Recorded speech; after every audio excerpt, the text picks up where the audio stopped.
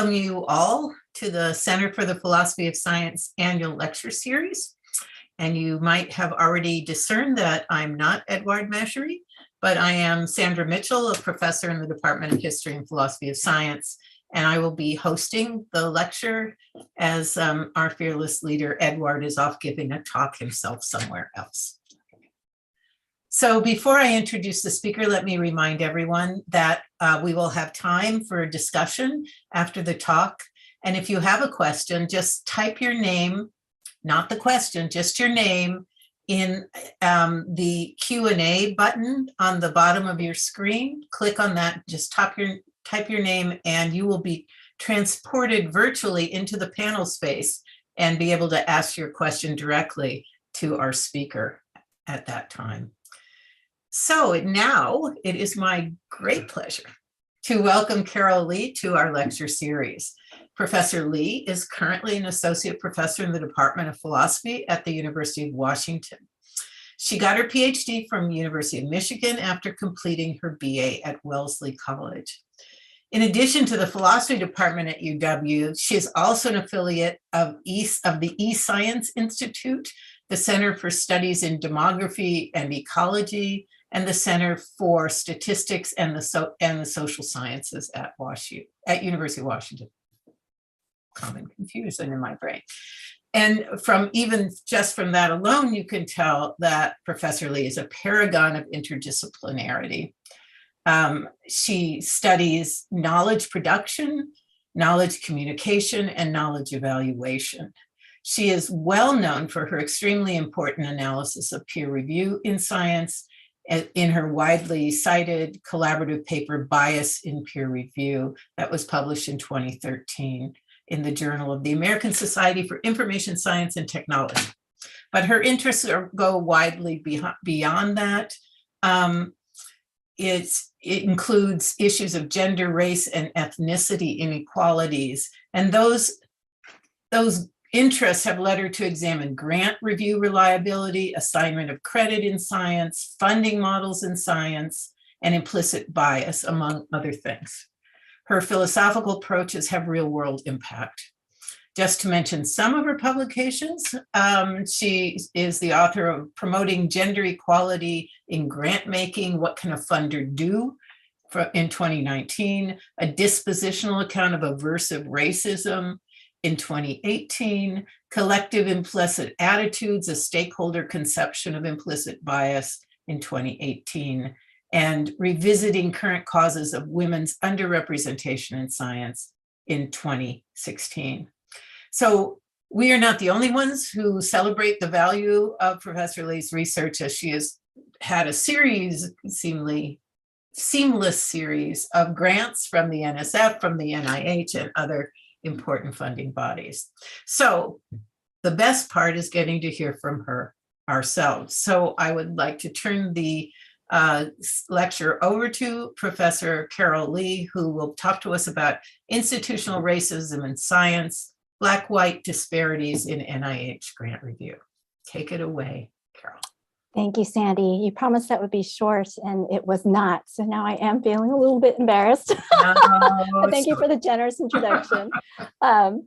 As I mentioned to Dana and Sandy before folks came in for the webinar, I intentionally scheduled this talk to happen in March, thinking that, oh, by then, I'll certainly feel safe to fly and see everyone in person. But alas, here we are. And so thank you not only for the invitation to come give this talk, but for your flexibility in letting me connect with you virtually. I'm sorry not to be there in person, but I hope that this will be just the start of future conversations. So as Sandy mentioned, my talk will be on institutional racism in science, with a case study in particular on white-Black disparities in NIH grant review. But before I begin, I want to be sure to acknowledge that I'm sitting at the University of Washington, which itself sits on the occupied homelands of Coast Salish peoples, the land which touches the shared waters of all tribes and bands within the Suquamish, Tulalip, and Muckleshoot nations. I'm grateful to live and work as guests on these lands. This land acknowledgement is just one small gesture in the ongoing process of working toward repairing and sustaining relations with Coast Salish lands, waters, peoples, and their other than human kin. All right, so the structure of my talk is pretty simple.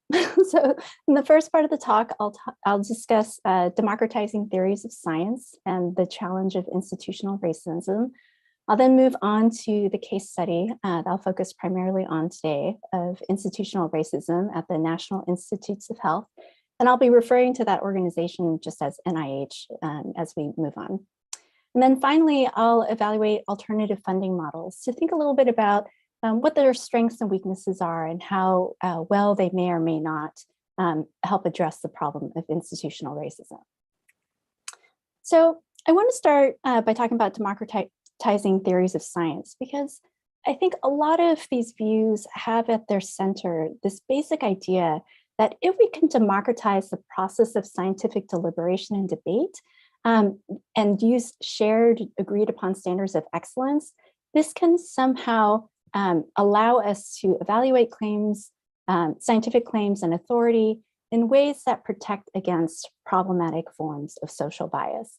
And you can see this basic kind of assumption pop up in some very canonical theories. So for example, Robert Merton in his theory of the normative structure of science says that the ethos of democracy requires that evaluations of scientific work must be based on the technical norms of empirical evidence and logical consistency without regard to the social, political, or nationalistic identity of the author. And this is a norm he famously dubbed universalism. Now, Helen Longino's critical contextual empiricism is a view in which community-wide dialogue, characteristic of a genuinely democratic community, must appeal to shared standards, which are those public standards or criteria to which members of the scientific community are or feel themselves bound. She combines this with the norm of tempered equality of intellectual authority, which requires that dissenting views not be discounted due simply to the social or economic power of those promulgating them. So the basic idea, again, is that we've got these shared standards of scientific excellence, and that we are going to be able to use these standards in ways to adjudicate different kinds of scientific claims, and in ways that don't directly advert to the social identity of their authors. Now, I think that the contemporary conversation about institutional racism in science acts as a kind of referendum to this model. Research on racial disparities in scientific evaluation shows that shared standards lead to racial disparities. Despite being facially neutral, there's no explicit reference to race. And this happens regardless of whether or not evaluators have the intent to discriminate or not. Why is this a problem for views like Merton's and Longino's? Well, these disparities in their view are normatively permissible because scientific evaluations are made on the basis of shared standards without explicit reference to the social identity of the authors. Okay, so you might find this to be troubling from a normative perspective. And so it makes sense to start looking for other kinds of normative frameworks to make sense of what the problem is when we are facing this issue of racial disparities in science. And one place where you could look is the exploding literature on algorithmic bias. So in that conversation, people talk a lot about how machine learning algorithms can use classification rules that are facially neutral, yet have disproportionately adverse impact on historically marginalized groups. And this is without any intention to discriminate.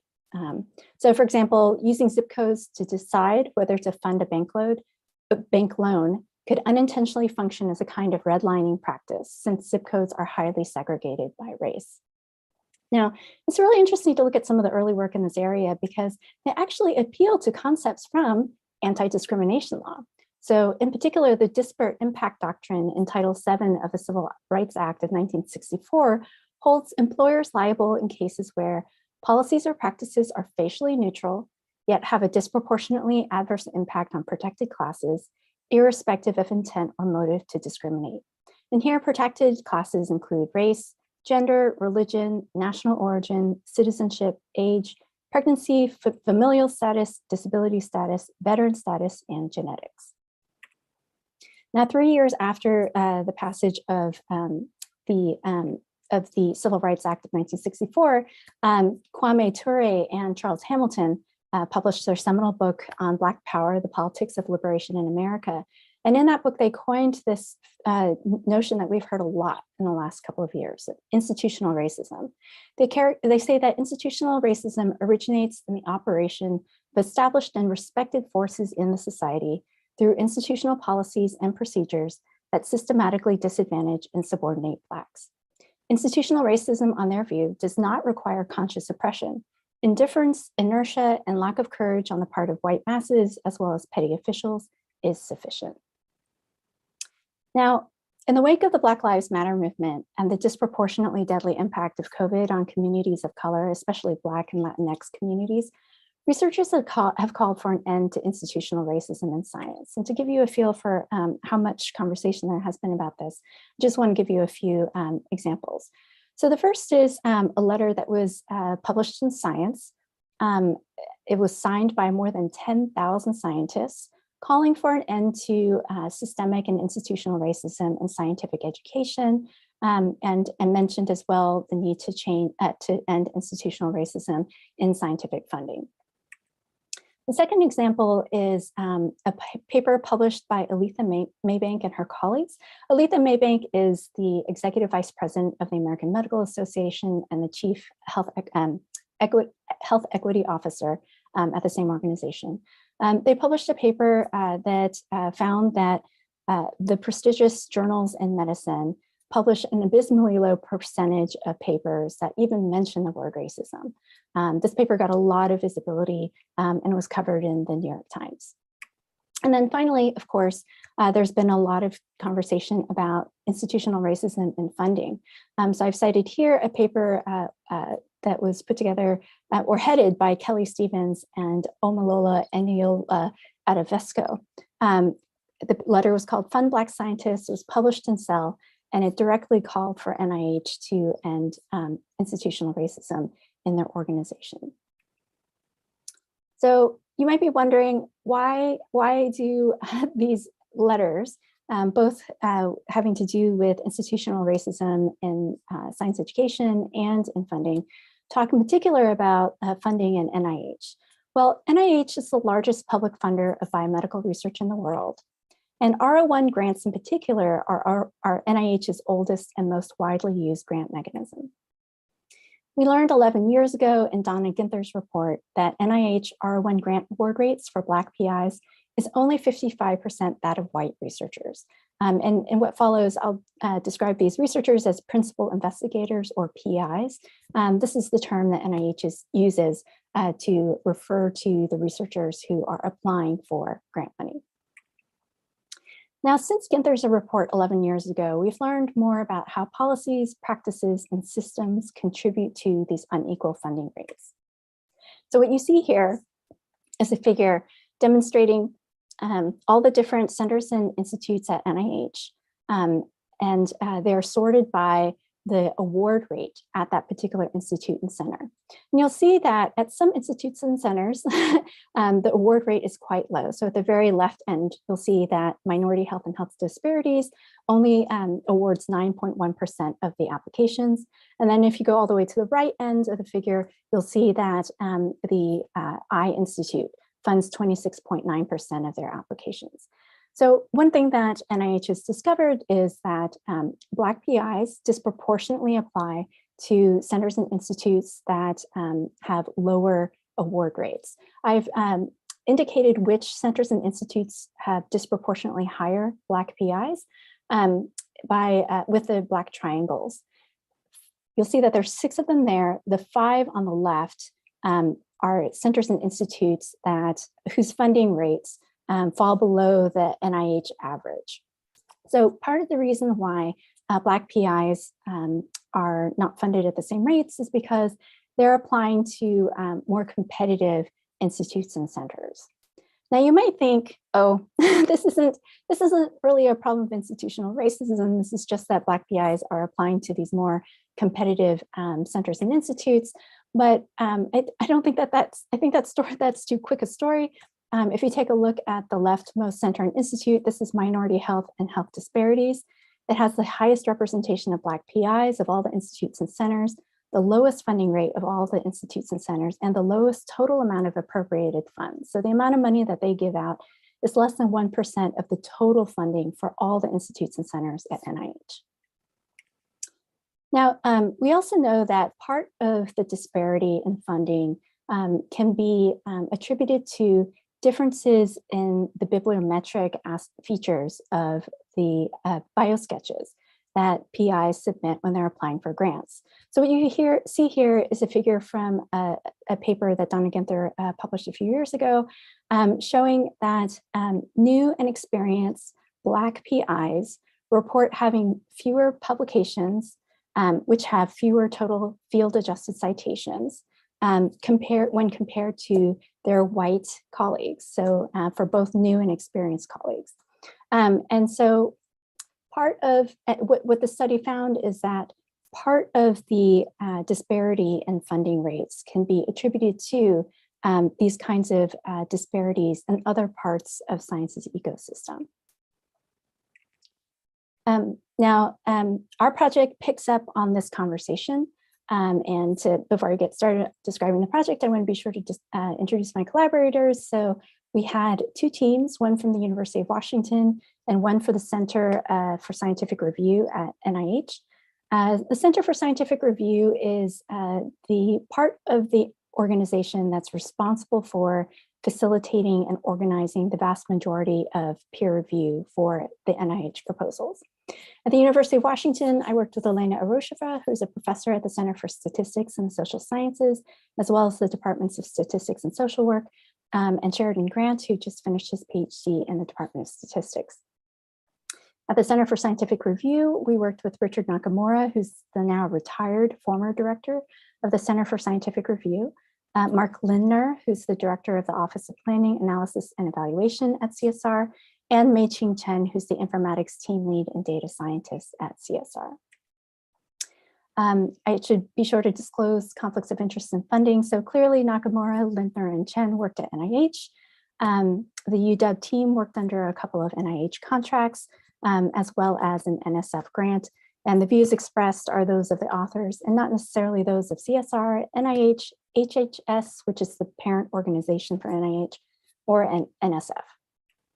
Okay, so our project focuses on disparities and scores. And you might be wondering why focus on scores. Well, in the original Ginther report, they found that applications with good scores were more likely to get funded regardless of race or ethnicity. Now you might be wondering what scores should we focus on in this kind of study? To explain what scores we looked at, I think it's important to describe how the scoring process works. So in Donna Ginther's original study, reviewers are asked to evaluate proposals for overall impact.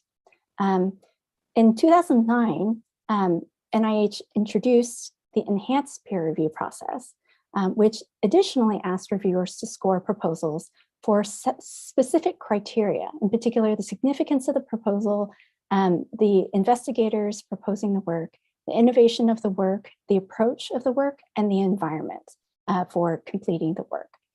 So the reviewers were required to provide scores for these individual criteria as well as overall impact.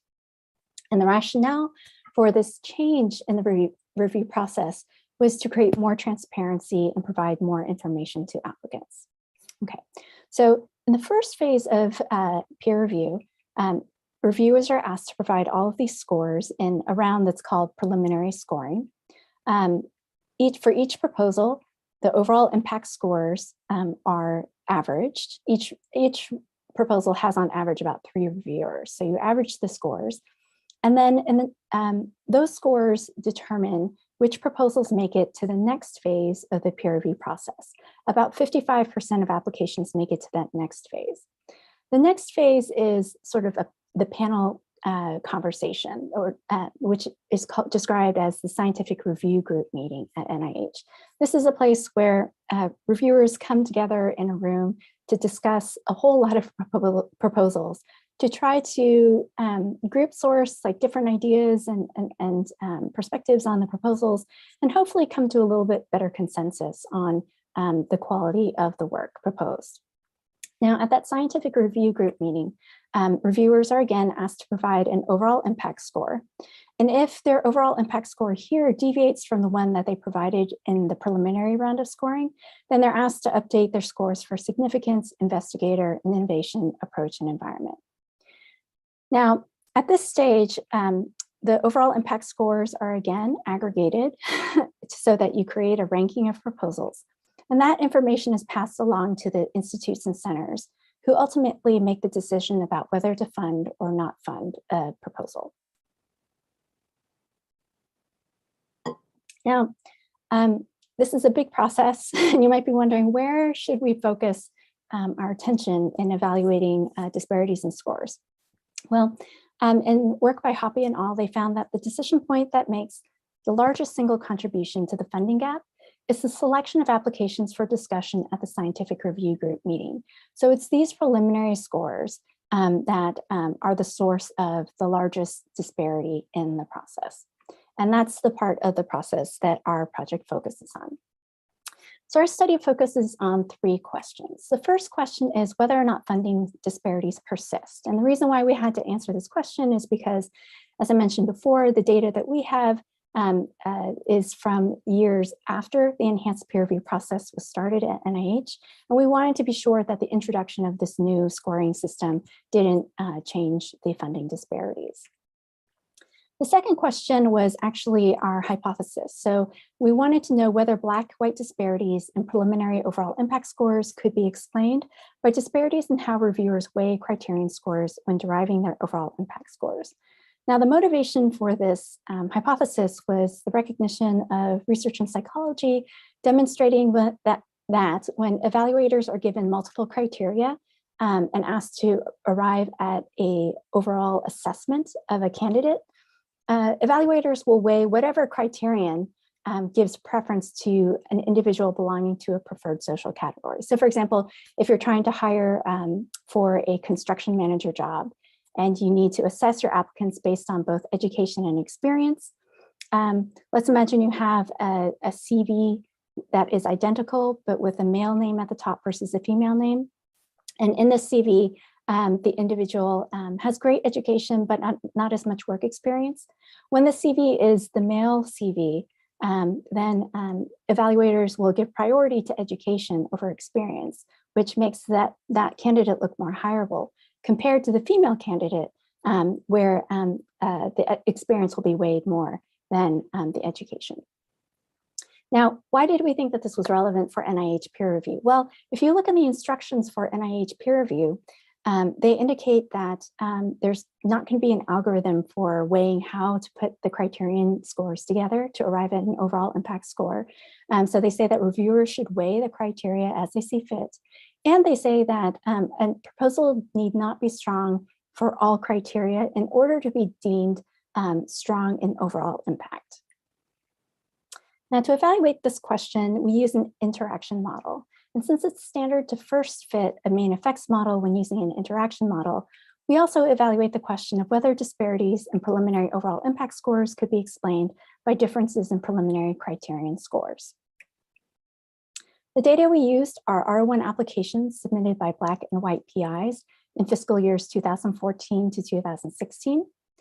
In this data, race is self-reported by applicants using categories from the Office of Management and Budget. So OMB defines the standards for collecting and presenting data on race and ethnicity for all federal reporting. Reviewers don't see the self-reported race. This information is kind of sequestered in a separate place, but reviewers do see applicant names and other race-related cues in bio sketches. We employed a special case of coarsened exact matching. We matched exactly on 8 key variables thought to be related to scores and award rates and had complete coarsening on the rest of the variables. Matching improved balance on all matching variables and on most other covariates, making the analysis more robust and less susceptible to model misspecification. Now, the variables we matched on, to match a Black applicant to a white applicant were the following. So some of them had to do with characteristics of the applicant. So in particular, gender, so male or female. Unfortunately, this is a gender binary. These categories come from OMB. That information is self-reported. Ethnicity, so Hispanic, Latino or not, again, self-reported. Career stage, so how far an individual is from having completed their most recent degree. Are they within 10 years of having done that? Are they beyond 10 years? And if they're within 10 years, have they received an NIH grant? And then degree type, so do they have a PhD, an MD, both an MD and PhD or other? an NIH funding bin. So this is meant to be kind of a rough proxy for prestige. What we did was take all the institutions that employ the researchers who have applied for funding and look at how much funding, NIH funding, those institutions have received, and then divide those institutions into 5 categories. Now, we also matched the applicants by application type. So by whether or not the application that they've submitted is a new application or a request for renewal. Amended status, which is just an indicator of whether or not the proposal is a new submission or a resubmission. And also we matched for IRG, which is the integrated review group. And this is kind of a very rough proxy for area of science. Now, to understand what this integrated review group is, I think it's helpful to look at the multi-level structure of NIH peer review. So what you have here is a figure describing 3 applications submitted by 2 applicants, which are outlined in red and yellow. And you can see that one applicant can submit multiple applications. These applications can be reviewed by multiple reviewers, and the applications are assigned to different SRGs, which again is where the panel review conversations happen. The SRGs themselves are nested under the IRGs, which I described as the areas of science. And this blue thick line here indicates a kind of structural relationship between these different parts of the organization. The IRG is itself nested under administering institutes or centers. So you can see that the NIH peer review structure is quite complicated and multi-level in nature. Now, we matched applications from Black PIs to white PIs at a ratio of 1 to 3. And this gave us 456 unique Black PIs, 2,084 unique reviewers, 2,576 reviews, and 890 applications for matched Black applicants. For the matched white sample, we had 1,497 unique PIs with 3,866 unique reviewers who wrote 4,893 reviews for 1,676 applications. Now, with this kind of machinery in place, we can answer our first question about whether or not funding rates persist. And in fact, we found that funding for applications from Black PIs is 56% that of applications from random white PIs. So 11.03% versus 19.66%. If you remember in Donna Ginther's original report, which was published 11 years ago, they found that funding for Black PIs was 55% that of white PIs. So the funding disparity hasn't changed very much at all. Our finding is consistent with rates that were published after we began our analysis that were about applications submitted to the enhanced peer review process.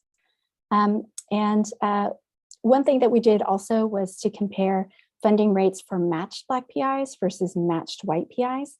We found that when you tried to do this kind of apples to apples comparison, that the funding disparity decreased down to 75%. So matched Black PIs were funded at 75% the rate that of matched white PIs, but the disparity there is clearly still quite substantial.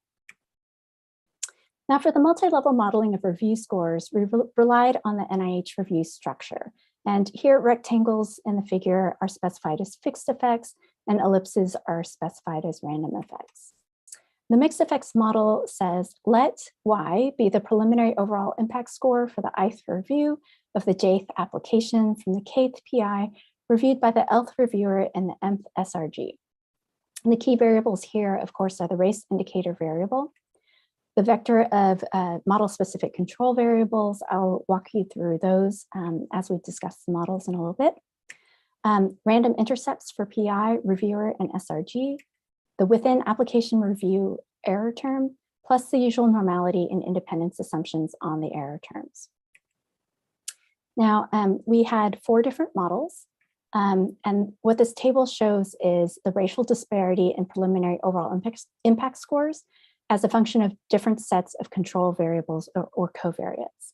So here, in this model 1 here, for example, the difference between Black PI's preliminary overall impact scores and their matched white and their matched white peers is 0.466 points. Now, you might be wondering, what does that mean? So to interpret that number, it's helpful to know that at NIH, preliminary overall impact is scored on a scale of 1 to 9, where lower is better. And a difference of 0.3 is substantial near the funding cutoff, in the sense that it could move an application from the 15th percentile to the 20th or the 12th percentile. Okay, so in model 1, for our variables, we included the what we call the structural variables. So the integrated review group, scientific review group, the institute or center, the application ID, the applicant ID, the reviewer ID, and the reviewer ID. In all the models that I'll describe, we use all of these structural variables to control for the multi-level structure of review at NIH. And you can see that the total amount of disparity in preliminary overall impact scores for Black PIs is 0.466 points, which compared to 0.3 points is substantial. And it's statistically significant for P less than 0.005. Now, model 2, we use the structural variables again, but we added applicant-specific and application-specific variables. So in particular, we added gender, ethnicity, career stage, terminal degree year, NIH funding history, geographic location, NIH funding bin, institution sector, graduate institution, minority serving institution. For application-specific variables, we included application type, solicitation type, amended status, multiple PIs or not, costs requested, support years requested, council year, review group type, and whether the application had human, animals, child, gender, and minority subject codes of particular kinds. And here, when you add all that stuff into the model, you see that again, the disparity in preliminary overall impact scores is practically substantial. It's more than that 0.3 figure that I described earlier. And it's also still statistically significant for P less than 0.005. Now for model 3, we use the structural variables and just the criterion scores. So scores for significance, investigator, innovation, approach, and environment. And then something really interesting happens here. So here we see that the disparity in preliminary overall impact scores is just 0.01 points, which is both not practically significant and not statistically significant. And then model 4, we kind of added all the variables together. So we had the structural variables as before, plus the criterion scores and the application and applicant specific variables. And again, you can see that the disparity in preliminary overall impact scores is very small, not practically significant, and not statistically significant. Now, controlling for criterion scores in models 3 and 4 decreases the residual error you see in the models, right? So if you compare the error rates, levels here versus here, they're much smaller here. But note that the residual error is not eliminated entirely.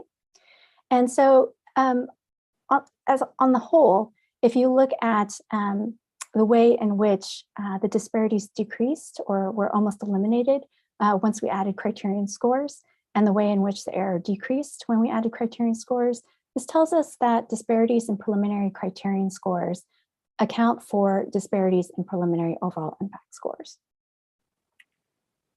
Now you might be wondering, why do criterion scores explain so much of the difference in preliminary overall impact scores? And to get a little bit more understanding about this, we created frequency histograms for the 5 preliminary criterion scores and the preliminary overall impact score. Now in the purple, what you'll see is application scores for applications from matched Black PIs. The bright yellow refers to scores for applications from matched white PIs. And the orange is the overlap between the two groups. Now remember that at NIH, applications are scored on a scale from 1 to 9, where 9 is worse than 1. And what you'll see for each criterion is the purple skewed to the right. So what this means is that matched Black PIs score worse on every single criteria compared to their matched white peers. Now, I want to turn now to the main hypothesis. So to evaluate whether or not there are differences in how reviewers weigh criterion scores when they're coming up with their overall impact scores, we adapted our mixed effects model So it's the same mixed effects model as before, but with this added interaction term. And the commensuration coefficient tells us whether the overall impact score is different due to race-based differences in how criterion scores get weighed by reviewers. The reason why we call it commensuration coefficient is because the hypothesis is based on this idea of commensuration bias, which I referenced in an earlier slide. Okay, now what we found was that it turns out that reviewers do weigh the approach score more heavily for Black PIs. And this is statistically significant, but the actual amount is quite small, only 0.04 points.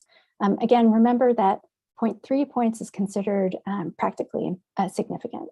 So even though Black PIs are disproportionately penalized for their approach score, this, even though this is statistically significant, it's not practically significant. All right, so just to recap the study, we tried to answer 3 questions. The first was whether funding disparities persist. And in fact, we did find that they do persist. The funding rate for Black PIs is 56% that of random white PIs, and the funding rate for matched Black PIs is 75% that of matched white PIs. This was actually pretty surprising to us because if you're familiar with research in psychology, the recommendation is that you require scoring along specific criteria in order to focus attention on aspects of proposals or applicants that are relevant for evaluating their quality. And this is actually something that people recommend that we do in hiring and things like that because it's thought to decrease social bias. But it turns out that when NIH, in a kind of natural experiment, introduced criterion scoring, we see that the funding rate, the funding gap barely budges. So introducing criterion scoring by itself, it turns out, was not sufficient to close the funding gap and barely did anything at all to change it.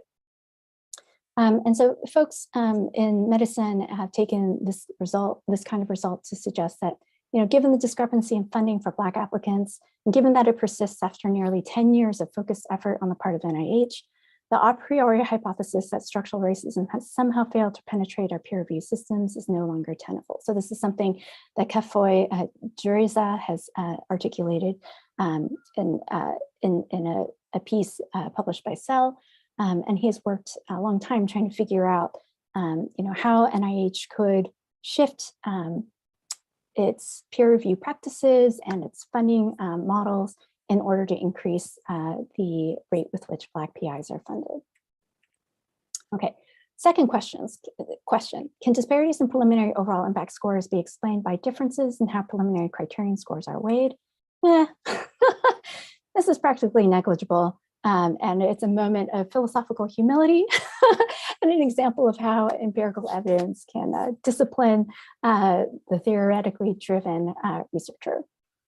And then finally, can disparities in preliminary overall impact scores be explained by differences in preliminary criterion scores?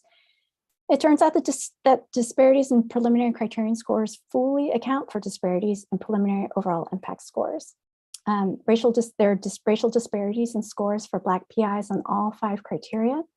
And this suggests to us that the preliminary criterion scores absorb rather than mitigate racial disparities in preliminary overall impact scores. Now, given this unsatisfying kind of result, it's really tempting and natural to think about what kind of alternative funding models might help to decrease racial disparities. And so what I'm going to do now is talk through a few different models. Excuse me. All right, so the first is to conduct anonymized review. And this is something that I've advocated in my work ages ago. But recent work done by NIH suggests to me that maybe anonymized review is not going to be as helpful as a lot of us had hoped. So in their recent work, they obtained preliminary review scores for real R1 applications. Why is that important? It's important because this increases the ecological validity of the study. And they had both standard applications where the applicant's name was included, and they also had a name redacted format where the application was anonymized. They had 400 applications from Black PIs and 400 from matched white PIs. and they found no statistically significant interaction between race and format. So anonymizing applications did not decrease funding disparities. Why might this be? Well, it turns out that when names were redacted, reviewers managed to guess PI race for 30% of cases for Black PIs and 90% of cases for white PIs. And in fact, reviewers re-identified PIs exactly, like by name, for 19% of cases for Black PIs and 19% for white PIs. So in addition to this kind of hiccup in the process of anonymizing, it turns out that going through the process of anonymizing proposals is incredibly resource intensive. So in the study, they spent 4 to 12 hours trying to redact racial cues from each application. And just from a practical perspective, that seems like it's not a feasible way to try to move forward. Now, another idea that's gotten a lot of attention is this idea of funding by partial lottery. So in this process, applications undergo an initial round of review, the weakest applications are culled, and the proposals that move forward get a lottery ticket to funding. So if your lottery ticket wins, then your grant proposal gets funded. And there are a lot of really great motivations for the lottery. So some hope that this would eliminate or at least alleviate bias. By getting rid of panel review and substituting that for a lottery, you save a lot of time and resources. Right now, or at least before the pandemic, people would fly to one place to sit on these panels, to be in a room, to have conversations about lots of proposals. And you can just imagine, like, if you could repurpose that money towards funding grants instead of towards the review process, that seems like a wonderful way to save money. And another thing that people like about this idea of partial lotteries is that it recognizes that funding is a bit of a game of chance in the guise of informed selection.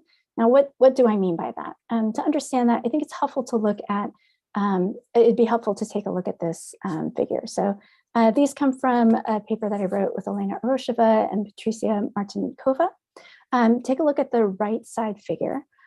Here, what we have are NIH applications that are ranked by their average preliminary overall impact scores. So the ones over here are the best ones, the ones over here are the worst ones. What you see in the red here is the average preliminary overall impact score, but the black circles indicate what the actual individual reviewer scores were. And you can see that across applications, there's a lot of variability in how reviewers assess the quality of any given individual. And because of this inter-rater disagreement, people think that whether or not you get funded is a bit of the luck of the reviewer draw, just like what reviewers you happen to get, to use a phrase that Stephen Cole has used. Okay, now the challenge with this kind of model is that our work shows that there are racial disparities even in the preliminary round scores. That choosing proposals for that second stage of evaluation is the decision point that makes the largest single contribution to the funding gap.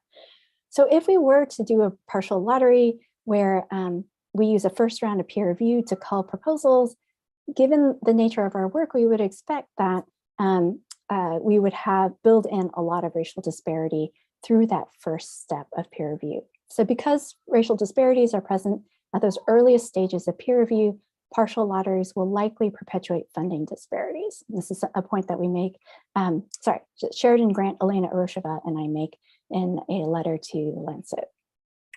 Now, since that letter was published, I've learned that there's actually a parallel conversation like this when it comes to college admissions by partial lottery.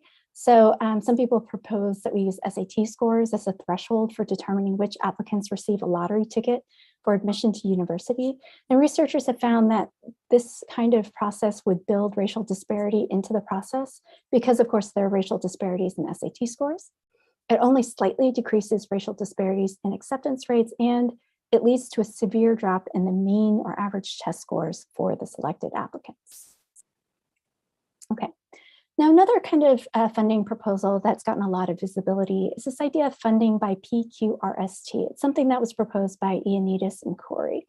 So the idea is that you fund researchers whose projects are productive, high quality, reproducible, shareable, and translatable. And you might wonder, how do you measure productivity and high quality?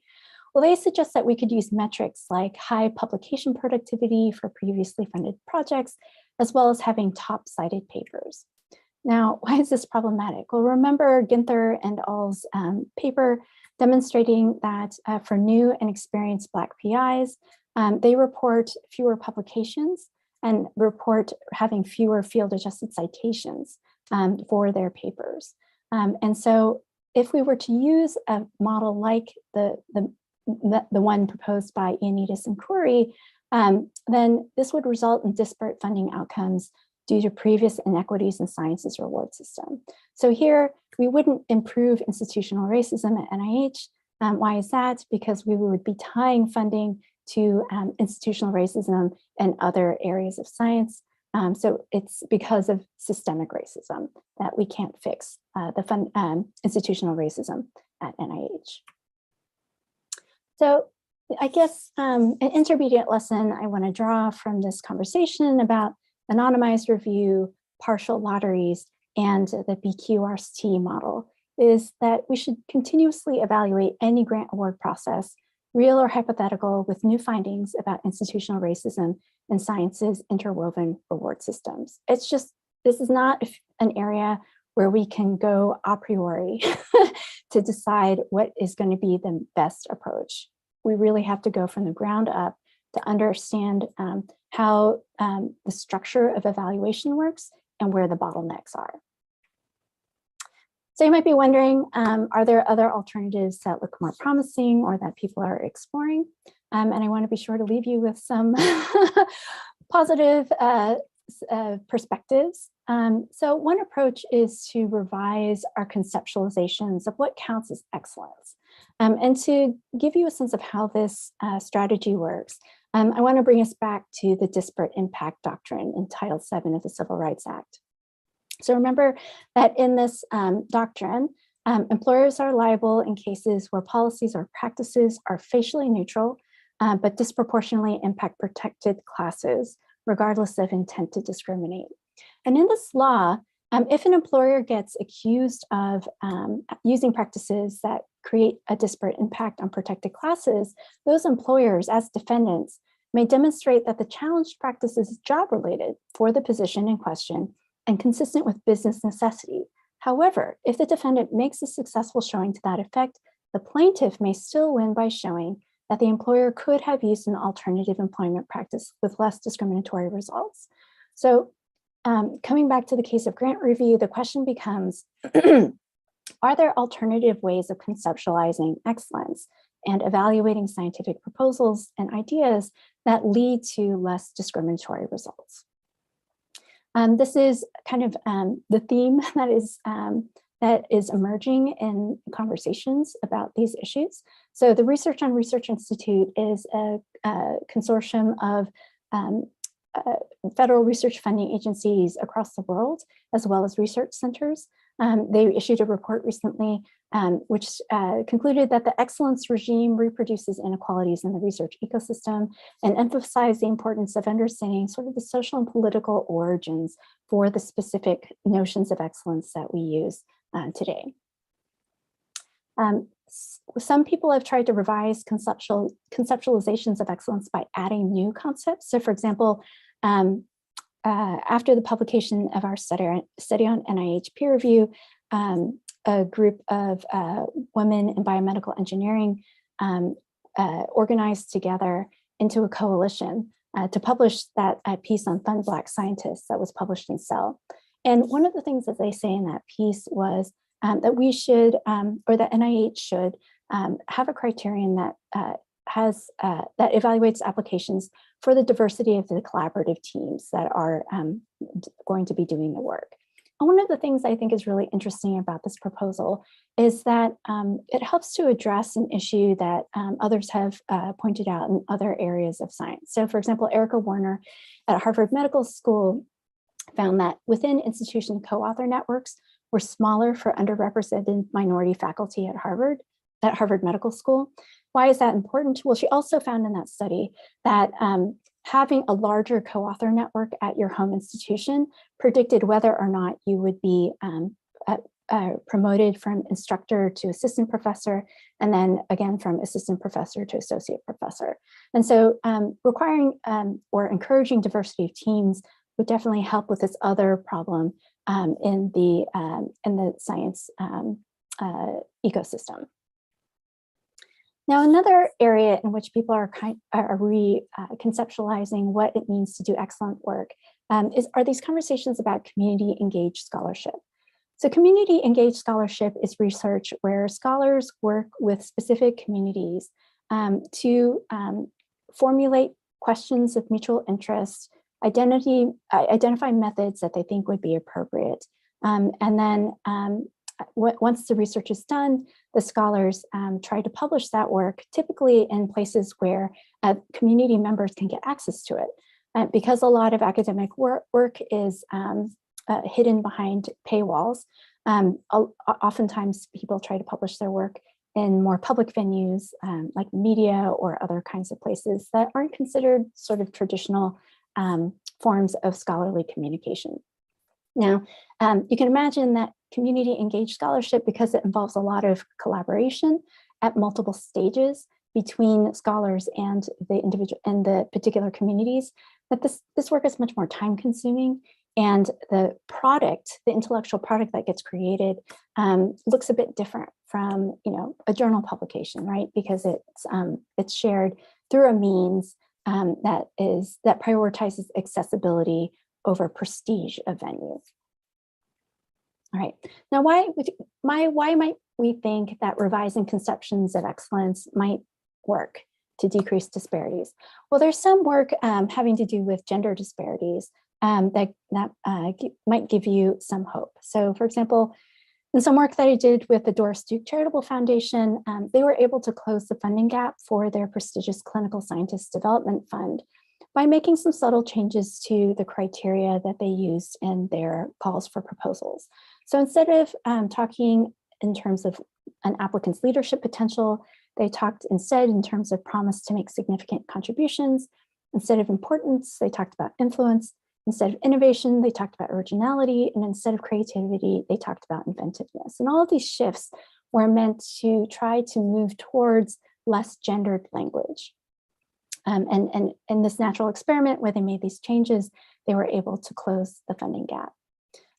Likewise, at the Canadian Institutes of Health Research, they also had a natural experiment where they moved to a peer review system in which they didn't ask reviewers to evaluate the quality of the PI, to a system where they did ask reviewers to evaluate the quality of the PI. And what they found was that when they asked reviewers to evaluate the quality of the PI, this increased the gender gap in funding compared to when they just asked reviewers to focus on the quality of the science itself. So this approach to reconceptualizing excellence in ways that decreases disparities seems to have at least some evidence to suggest that it might work. Now, another strategy that people are trying to take is to broaden participation in decision-making moments. So in 1976, Shirley Malcolm, Paula Quick Hall, and Janet Welsh Brown published their famous book, report, The Double Bind, The Price of Being a Minority Woman in Science. This was a AAAS report that came out of a workshop that they organized. And in that report, they say, you know, they call for women and minority group members to be utilized at all staff levels and in all advisory and peer review groups by scientific institutions. So this idea of broadening participation in decision-making is a really, really old one. But I feel like we're starting to see organizations really hear that call in a way that haven't in the past. So for example, the Joint Commitment for Action on Inclusion and Diversity in Publishing is something that's organized by the Royal Society of Chemistry, which has brought together 52 publishing organizations to collect data about the diversity of its authors, reviewers, and editors, and set minimum standards to build on. And the Coalition of Biomedical Engineering Women call for more Black PIs on grant panels. Again, in both cases, in the case of publishing and in grant funding, it's a call to bring more diverse perspectives to those conversations that precede and inform decision-making.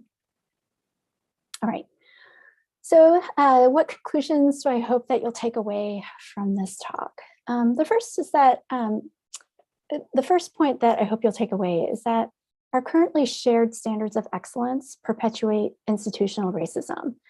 This is a problem for democratizing theories of science, and it's a problem for NIH and other STEM organizations more generally.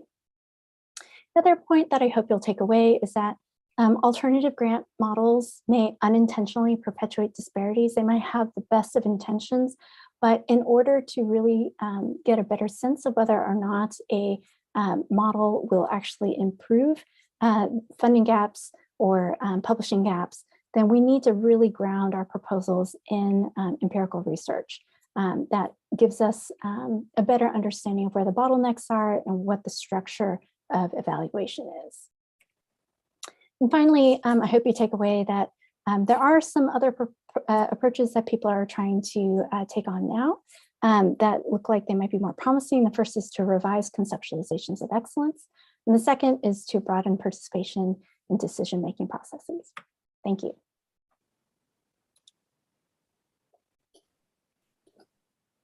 Thank you very much, Carole. That was perfect talk and perfect timing. That was amazing. So I want to now invite people to click on the Q&A button at the bottom of your screen and put your name in. And I'm not surprised at who the first name is. Dana will promote you, as it's called, virtually into the room, and you can ask your question. So I'm going to be quiet for a while, which is rare, and let other people ask questions. So Heather Douglas is our first question asker. Heather, you want to ask your question? Oh, it's good to see you, Heather. It's good to see you too. Thank you for that wonderful talk. I'm so sorry I couldn't like applaud and do it in front of you in person. Yeah, that was a really incisive and sort of depressing but eye-opening look at the depths of institutional racism in the peer review system. I was wondering, and I wholeheartedly agree that we need to continually empirically evaluate alternative funding systems. In looking at the lottery system, one of the things that I found really exciting about it was that the screen could be adjusted, right? It doesn't have to be like a 55% cutoff, right? Yep. You could actually just say like, okay, only the ones that are really bad, like just like, let's prove the earth is flat kind of stuff. Let's chuck that out and make everything that's sort of plausible in there, because we are sort of undermining this idea that, oh, excellence. Yes, that's the thing that should be driving things. And I was wondering if you thought that might help, if the screen was really kind of low, or if maybe we should adjust the screen until what's in the lottery is in fact parity. Yeah, yep, that's a great question. So you're right that a partial lottery system that's informed by the rates with which Black PIs would make it to the next stage compared to their white peers would be better, because you would be able to pick a cutoff that would be closer to parity. Now notice that, and as you say, the 55% cutoff, maybe that's too high. And so maybe we'd have to go lower. Now, if we go lower, notice that what happens is that even though we might be increasing parity, by doing so, we also decrease the average scores for the funded proposals. And so then it becomes a question of, okay, is that trade-off and the perceived quality of proposals worth the increase in parity? And I think from a normative perspective, for me, part of the reason why that feels a little less satisfying is that it feels like if Black PIs are funded at a higher rate, it feels it feels frustrating to say that they're being funded because we've picked them at random, right? Instead of recognizing the ways in which their work is excellent, but is not legible to the scientific community yet. And I feel like if we are committed to trying to dismantle those underlying conceptions of excellence that are, behind this veil of impartiality, right, and universalism, that's the piece that needs to shift in order for us to be able to tackle not just institutional racism at NIH, but kind of more systemic racism across scientific institutions. So I guess I'm optimistic while also being pessimistic. Like, I would love to get at the root of the problem from a normative perspective, instead of just seeking parity for parity's sake. To follow up on that, I was wondering if anyone has done any work that correlates the scores that proposals get with what they actually end up producing, right? And you could correlate that with not just like how many publications they have, but do they actually, like, say, improve life-saving, right? Yeah, no, that's a great question for a lot of reasons. So there is some work that Danielle Lee did. And she did was she took NIH grant proposals that made it to that second phase of panel discussion, and looked at the scores that were assigned to them and tried to look at how many papers were published from those and how many were cited, regardless of whether they were funded or not. And what they found was that scores, proposals that had higher scores tended to be more productive and have higher citations. Now, of course, one of the challenges with that is that, publications and citations aren't a totally fair measure of quality, right? If there are these hurdles to publishing and citation as well. And so it's kind of a polluted proxy, I would say, for quality. The other piece of it is that I love this idea of trying to use the ultimate endpoint we care about, right? Which is like saving lives or improving quality of life, right? And one of the reasons why I like that is because, the research on health disparities demonstrates like how vast, right, a difference there is in length of life and health, right, between racial groups. And so I feel like that kind of metric, if it was available, would really kind of hone in on that. But when I've been thinking about this myself, like, I think it trying to come up with those calculations of how many years counterfactually you might have saved, like, that's very complicated. And I think that people do try to do this, but that takes a person into the domain of epidemiology and other things that I feel less confident sort of dipping my toe into. So I feel you, and it's complicated. Well, I have a question. You can hang around, Heather, in case you have another question after I ask my question. And this is a kind of off the wall question, but it's based on this issue that we want to remove disparities, but we can't get past ourselves because we ourselves keep at every stage introducing these kinds of biases, and even though we don't want to, right? This is a non-intentionality component of it. Right. And we know that there are arguments, for example, and not that I endorse the foundations of these arguments from rational choice theory, that, for example, we want to provide health care to everybody, but it's like the voters paradox. But why should but should we do it individually? No. So we have to force ourselves to tax ourselves because we can't get the achievement through this other mode of that we think is more democratic or whatever, that we should, we can't get the good by just giving it individually to charity to get good, right?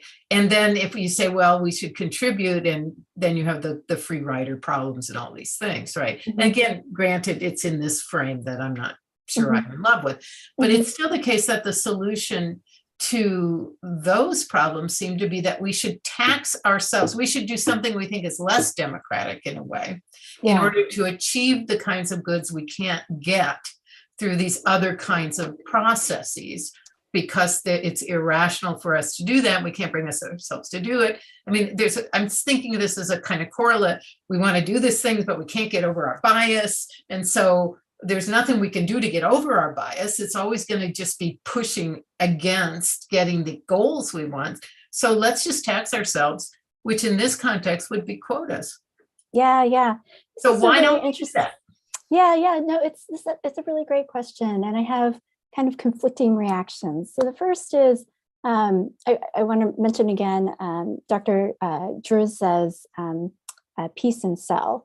And one of the things that he said in that piece was that, if NIH had funded just one more Black PI in each center and institute, then they would have eliminated racial disparities in funding. And instead, they invested in all these training programs and things and research into trying to solve the disparities. And one of the reasons why perhaps trying to do that is not attractive is because it takes money away from some other investigator who would have gotten funded, right? And NIH has had challenges in the past where when they've tried to give priority to some underfunded group, in this case, early investigators. Early investigators, they're more junior, they receive worse peer review scores, but from a national perspective, you need to invest in the next generation of researchers, so you need to fund some healthy proportion of them. And when NIH proposed that they would fund people out of order in order to make sure they had a healthy population of early researchers, guess who protested, right? Yeah, but they don't, too bad, Right. The people who get the money because they get all the right scores and they're, Right.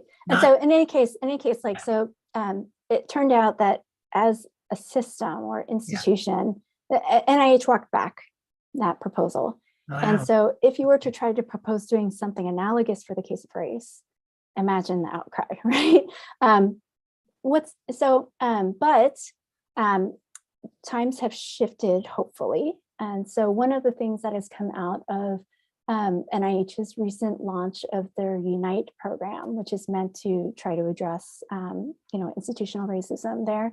One of the things that they're trying to do is hold directors of centers and institutes accountable for their racial disparities in their particular funding areas. And so I feel like that move is kind of an indirect way of trying to, ensure that there is a kind of move towards funding at a rate that the majority of people would not be, a move that helps to encourage funding distributions that the majority would not prefer, but that as a society perhaps is the more important thing to do. So I guess that's sort of one part of my answer. The other part of my answer is that I think that when people call for improving the inclusivity of voices at decision-making moments, I think part of the hope is that by doing so, you'll bring with those diverse individuals diverse understandings of what counts as excellence, so that the work of Black PIs becomes legible and becomes valued in ways that they might not have before. Should Black reviewers be represented at the same rates as they're found in society, or maybe at a higher rate? Because ultimately we hope to achieve parity in the future. Those are complicated questions, and I'm not going to pretend to have an answer, because then, those are the questions that are at the heart of debates about what we're looking for in machine learning algorithms, for example, like what kind of fairness are we looking for? So yeah, really important questions. And that's my take. Thank you.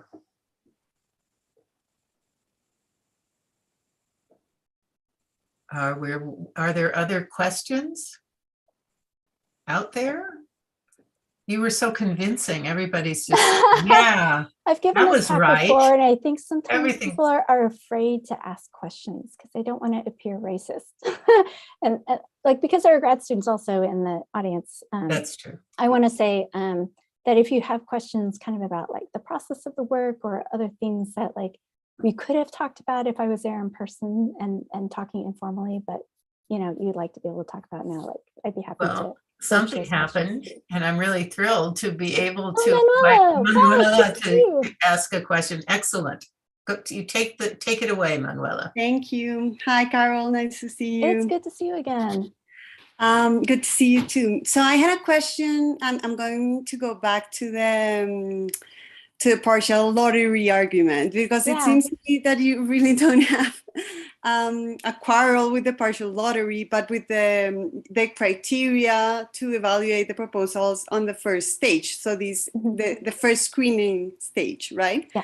And I think the argument is actually, I mean, what you're saying. Uh-oh, I can't hear you.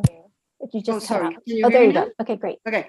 What I was saying, that I think that the argument is consistent with your defense of changing our standards of excellence at the end, because nice. So the problem, it seems to be that we have these standards of excellence, this excellence regime, as you were saying, and this is the regime that states that you have to evaluate these proposals with respect to, you know, innovation, and I don't remember the 4 or 5 criteria that you had there.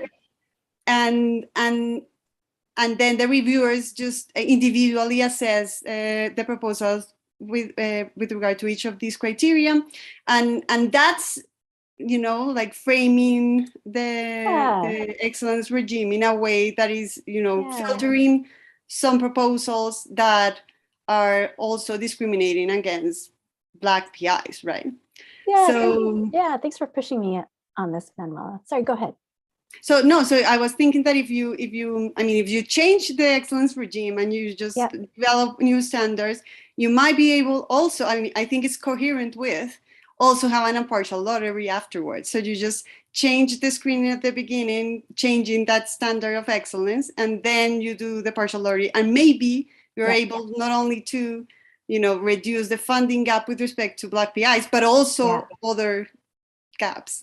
I really like this suggestion. And one of the things that I like about it is that it is grounded in a more sophisticated understanding of like why we have these disparities. And so I think that I'm not against partial lotteries in general, but I'm against the specific kinds that have been proposed by folks in kind of like this a priori armchair way. I really like this. I appreciate you pushing me on this, because I really like this idea that, you know, if we were to shift our standards of what counts as excellence, and as Heather suggested, you know, attend to the funding cutoff line so that we try to achieve parity in who makes it into the lottery portion, then those would certainly be improvements, and most importantly to me, are actually informed by facts on the ground, right? Instead of just being kind of these hand-wavy grand pronouncements about what will make science better. I think that's actually the part that I'm reacting to, that I'm most frustrated about. But I think that you guys are right, that, you know, there would be a way of modifying the partial lottery to be more grounded and sensitive. So thanks for that. I appreciate that. Okay, we now have a list of 3 or 4 more questioners. So we'll say goodbye to Heather and to Manuela and invite Sharifa into the discussion. Oops. Hi, Carole. Nice to see you again. It is so good to see you again. Thank you so much for your talk. You know, as Heather said, I find it like kind of depressing, but also like illuminating. And I'm really excited about this idea of like your lottery approach, and this idea of removing potentially the bio sketches of the applicants, but just kind of primarily focusing on the merit of the like scientific qualifications of the project. And I was trying to, like, this is kind of more of a clarification question, but I was trying to kind of reconcile that like what they achieved in the CIHR context, I think, in comparison to your finding that when the applicant is a woman, the emphasis is more on their accomplishments rather than their degrees. And I guess, part of me is kind of worried, like, I guess not, if we remove the BioSketch assessment altogether, would we be also, I guess, kind of losing possible positive evaluations? Yeah. That's a great question. So, I don't necessarily take, from this work, I don't think we have to get rid of the BioSketch. Instead, we have to rethink how we ask questions about whether or not an investigator is qualified to do the work. So in the Canadian Institutes of Health Research, when they try to have reviewers evaluate the quality of the PI, they use a lot of these terms that are like pioneering terms, right? That are often like skew male. So, have they revolutionized, the field, and like all these like kind of male stereotype leadership kind of terms. And so I don't think that, I think that when you're trying to evaluate whether or not a proposed project is actually doable by a PI, it's helpful to know what work they have done, right? So you can see whether or not they have used that method in the past, or whether or not they have, grappled with a certain kind of theory in the past. And it's helpful to look at someone's publication record to see that. But when you're asking people to evaluate that PI and whether or not they're able to do that work, you can choose to use language that is hopefully not gendered.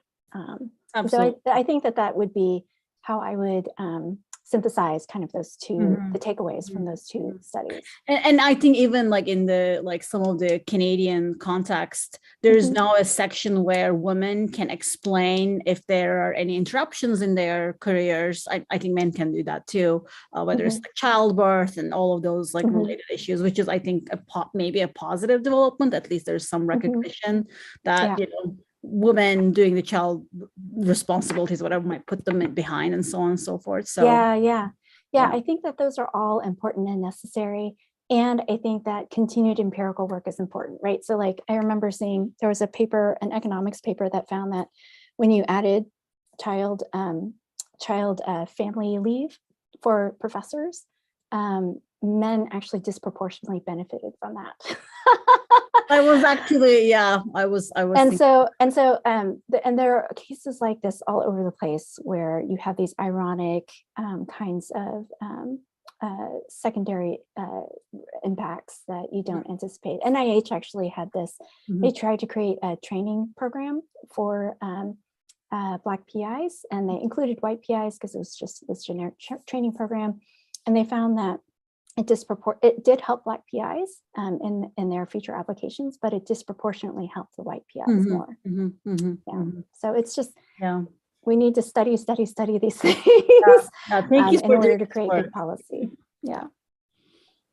Thank you very much. We have 2 or 3 more questions. Okay, so Greg Yost has been promoted and he will get to ask next. Yes, thank you very much for that. And my question is more methodology. And of course, when Sandy said there were no questions, then several of us came in. But maybe, okay, I caught 90% of your talk, and I hope what I'm about to say isn't in the 10% that I didn't catch. I think you mentioned that Black PIs seem to apply to positions that were somewhat more difficult to achieve as a general rule.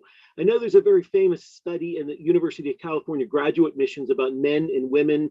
I put the link to that in the chat. I think that's fairly famous. Many of you may know that, but I just, in terms of when you aggregate and then you disaggregate.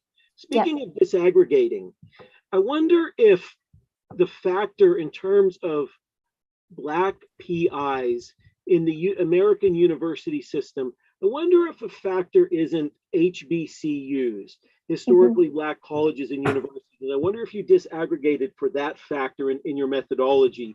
And I wonder if that sort of shows a difference between faculty at HBCUs who succeed in that system and those standards aren't considered valid or legitimate in sort of national NIH type things, even if when we looked at them maybe in the abstract, we would find they were perfectly legitimate. And I'm just wondering, first of all, did you factor that in? And secondly, if that is a cause, if that shows a difference, whether or not we ought to sit there and say, hey, wait a minute, maybe these are perfectly legitimate ways of promoting yourself in academia that aren't being recognized by the broader community.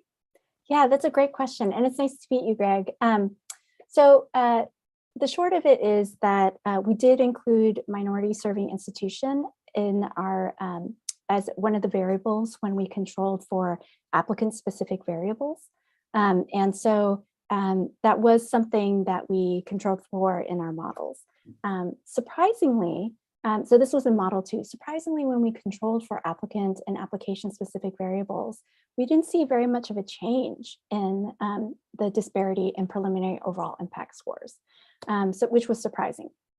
But the second piece is that I want to validate that what you're saying, that there are forms of excellence that researchers at HBCUs have that might not be legible or prioritized when it comes to evaluating other researchers. So I remember Daniel O and a bunch of colleagues a number of years ago wrote a piece, I think in PLOS Medicine, talking about how important it is when you're doing medicine that's supposed to be applicable to a broad range of populations, to actually have researchers who have community ties to the populations that you're trying to recruit.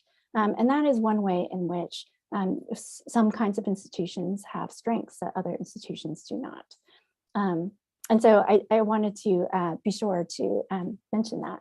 And the last thing I want to mention in relation to your comment is, yes, I love that study from Berkeley. So this is an example of the Simpson's paradox.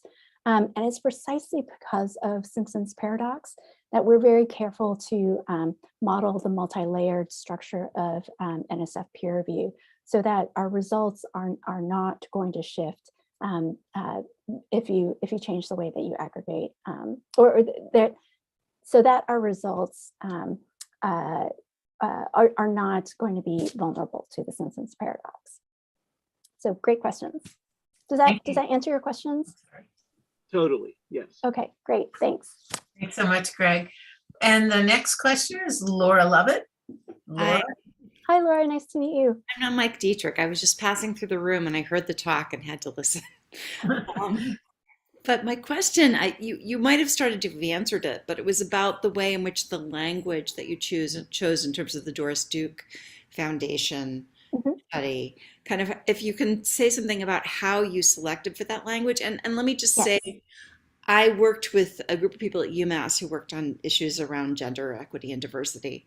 And one of the things that we noted was that there was a propensity in terms of female professors, once they made tenure, were doing something like 7 or 8 hours additional service work, right, per week, where male professors were doing 5 hours less a week. Yeah.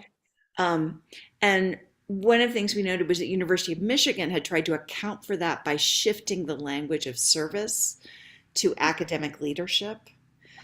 So it was a kind of intentional way to, both account for this difference, right? But also to sort of move service, if somebody chooses to do that, into this kind of language of leadership. But your Doris Duke study suggests leadership is a problematic term. And so I'm wondering if you have any thoughts about that move around kind of. Yeah, that's interesting. Yeah, so, leadership is gendered male, but then by using it in a feminized domain like service, it serves this other function, right? So that's an interesting kind of flip. But getting to sort of your methodological question, how did we decide how to shift the language? So the rationale behind the language changes came from research that comes from machine learning that sort of studies different terms used and associates them with like male or female characteristics. And so if you take a look at the Doris Duke, that publication that I mentioned before, there's a citation to the paper where they talk about these terms. Does that help answer your question? Yeah. And I want to validate that, yes, like this term leadership, it is gendered male, but then you can help to promote a feminized area, right, by using that masculinized term. And it's an important strategy to have when you're trying to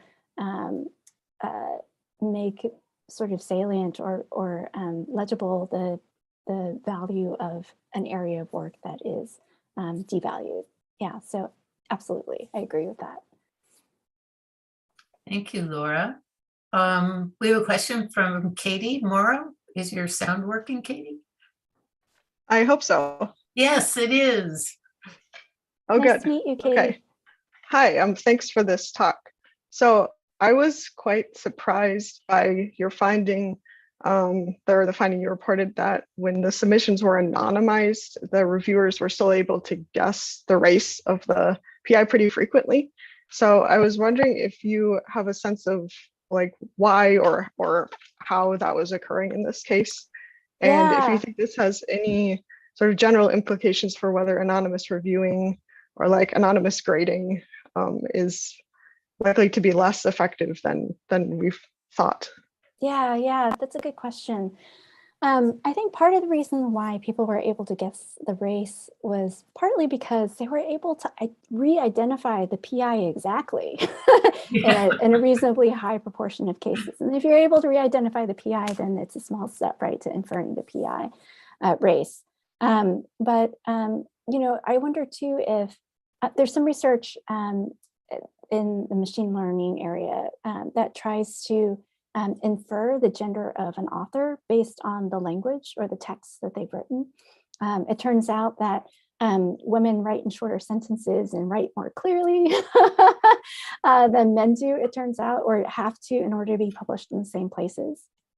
And so there might be ways in which, subtle ways in which language tracks different forms of social identity.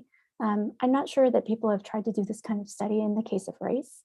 The other piece I wanted to mention is that it's not just language style, but it might also be areas of interest, right? So if Black PIs are most highly represented in minority health and health disparities, right? And they're interested in studying the Black community, right? An intervention for a Black community, it's more likely perhaps that PI will be Black than not. So there are all sorts of things going on, I think. It has to do with re-identifying an individual exactly. It has to do with maybe style differences in prose and also area of study. Does that help answer your question? Sorry, Katie, follow up for you?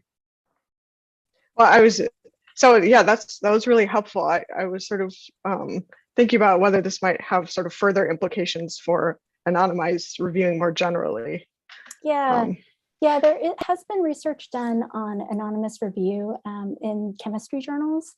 And the rate with which people were able to re-identify people was fairly high there too. And part of the problem is that, if research is coming out of a particular lab and labs specialize on particular questions to diversify or differentiate themselves from other people, then it's not too hard to re-identify who it is.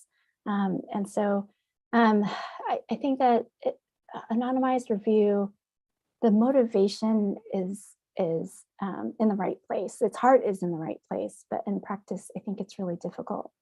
I think another thing that I've been thinking about when it comes to anonymized review is, and this might seem more controversial to some people, but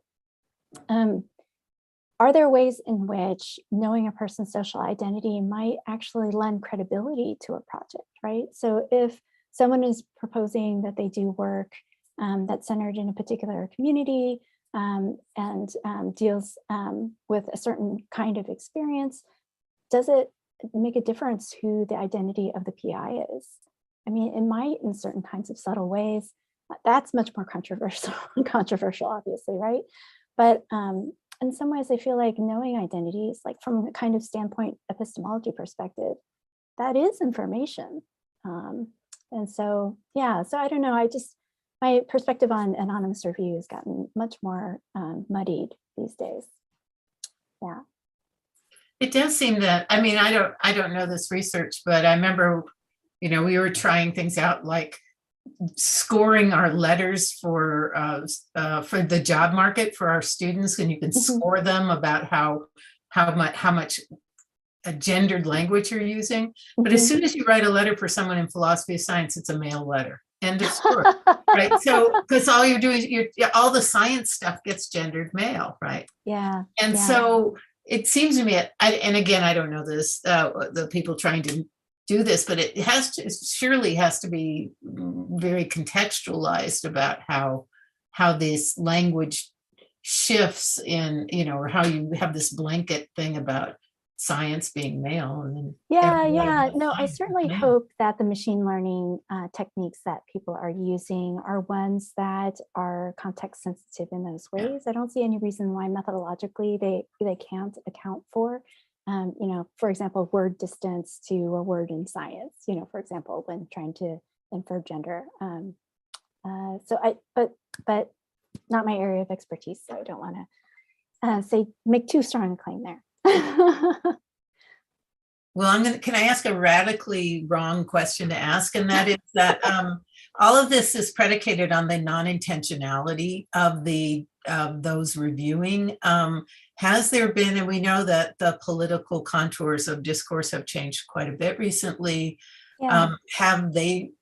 Is anybody doing something to show up where it's kind of maybe not made explicit, but is intentional to be more exclusive in a way that we think is maybe politically undemocratic? That's a good question. There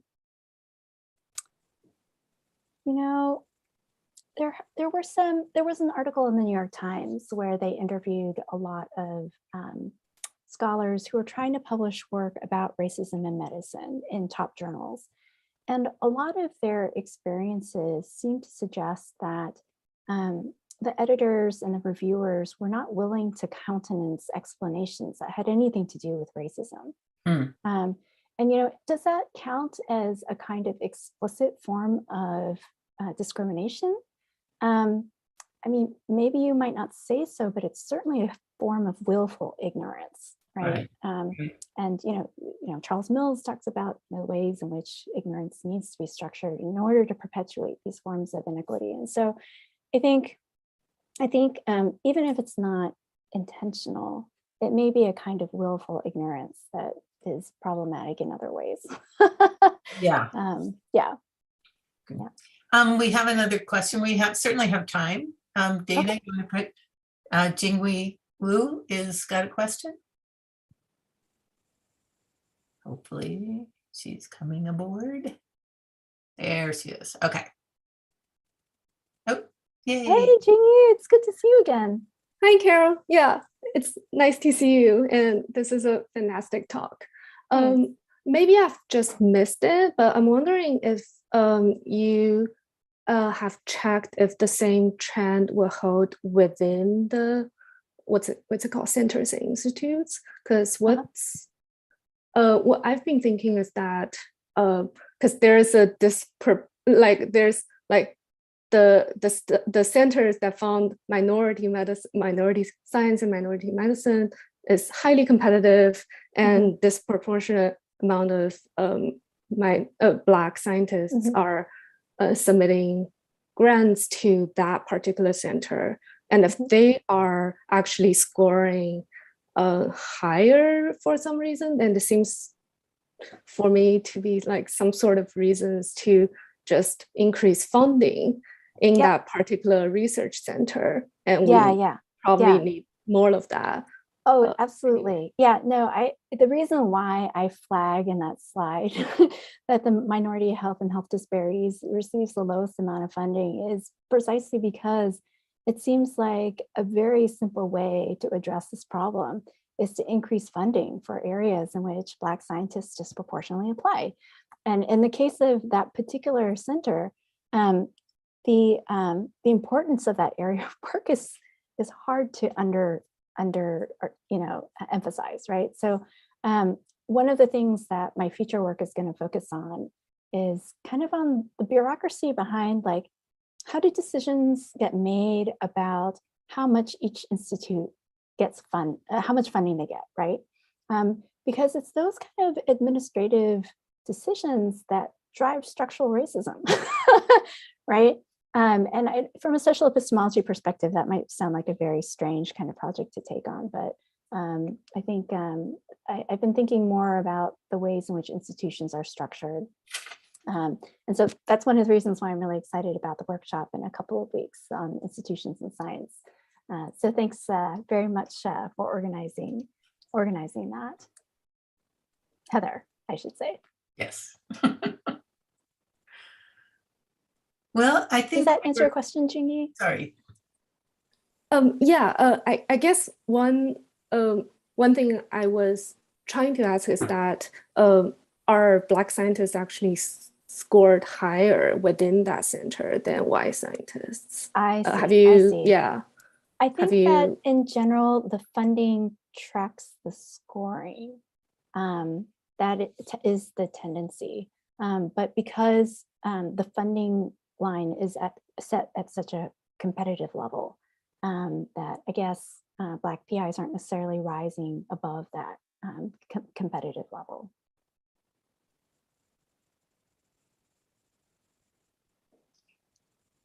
Thanks. Thank you.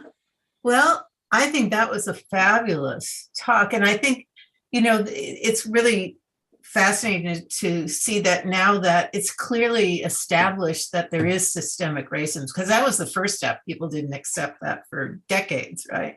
Right. But now it's hard, you know, you can't ignore that it is. And then trying to locate where it is, how it works, what we can do, I think is really an extraordinarily important thing to be working on. And I'm so glad you're doing it. Oh, thank you. Thanks for valuing that work and for inviting me to chat with you guys about it today. I really appreciate it. So I hope everybody out there can silently clap their hands. Well, it's not silent to them, silent to us, and silent to Carole. And I think we're just going to say thank you so much. We wish we could take you out to dinner and celebrate and further explore these really important issues that you're making such an important contribution to. But one day we will connect again in person. One day we will connect. I look forward to it. All right. Well, Take care, everyone. Thank you very much. And thank you.